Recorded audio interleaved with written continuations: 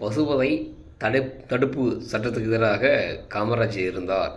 அதனால் அவர் தீயிட்டு கொடுத்த முயற்சி பண்ணாங்க ஆர்எஸ்எஸ்ஸு.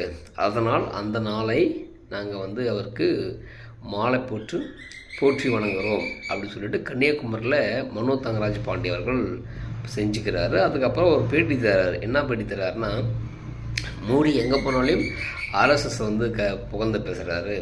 இந்த மண்ணில் சாதியையும் மதத்தையும் தோற்றுவிக்கக்கூடிய ஆதரிக்கக்கூடிய அந்த அமைப்பை தோற்றுவிக்கிறாங்க. இதுதான் இன்றைக்கி இந்தியாவில் நடந்துக்கிட்டு இருக்கு.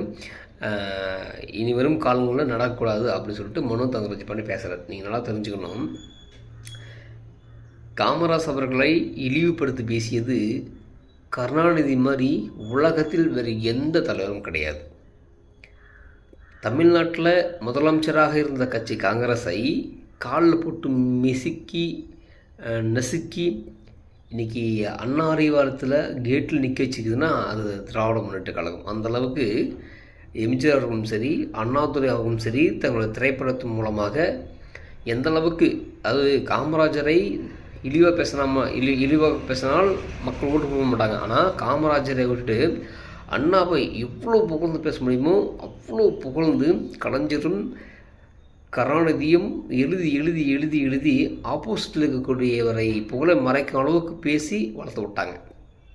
அப்படி அதையெல்லாம் மறைச்சி இன்றைக்கி அரசியலுக்காக மீண்டும் எப்படியாவது நம்ம முதலமைச்சர் ஆகிடணும் அப்படின்றதுக்காக திமுக பண்ணுற சித்து விளையாட்டுக்கு பற்றியா இன்னும் போக போக தெரியும். இன்றைக்கி திராவிட முன்னேற்ற கழகம் ஆட்சிக்கு வந்த பிறகு தான் தமிழகத்தில் கொள்ள சாதிய வன்கொடுமை அதிகமாக இருக்குது. நீங்கள் எடுத்து 2021 to 2025 இப்போது ஒரு டேட்டா எடுத்து கலெக்ஷன் பண்ணி பாருங்கள். பட்டியல் சமுதாயம் போன 10 வருடத்தை விட திமுக ஆட்சியில் தான் அதிகமான சாதிய தாக்குதலை மாட்டியிருக்கும். அதுவும் ஒரு கட்சியுடைய தலைவரை கொண்டிருக்காங்க, ஆரம்பிச்சிட்டாங்க. அதெல்லாம் நீங்கள் பார்த்தீங்கன்னா தெரியும் இங்கே யார் உண்மையானவர்கள் யார் போலியானவர்கள் அப்படின்னு சொல்லி.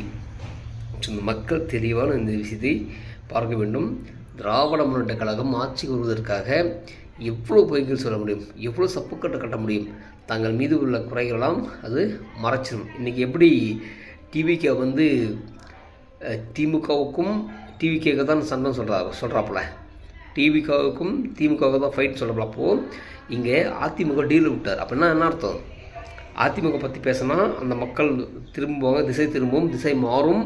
பொதுவாகவே திமுக மேலே அஜெண்டா இருக்குது, திமுக வரவே கூட சொல்லி. அப்போ அந்த வாக்கு எங்கே போகும்? நேரடியாக அதிமுக போகும். அதனால் அதை இக்னோர் பண்ணிட்டு அதை பற்றி புகழ்ந்தும் பேசலை, இங்கிருந்தும் பேசலை. ஸோ இதுதான் இன்றைக்கி பண்ணுற இதே அரசியல் தான் அன்றைக்கி கலைஞர், எம்ஜிஆர், அண்ணா பண்ணாங்க. இன்றைக்கி விஜய் பண்ணுறாரு. விஜய்க்கு கொடுக்கக்கூடிய இந்த டிடிவி ஓபிஎஸ் பண்ணுறாங்க. ஸோ மக்கள் தெளிவாக இந்த விஷயங்களை தெரிந்து கொள்ள வேண்டும்.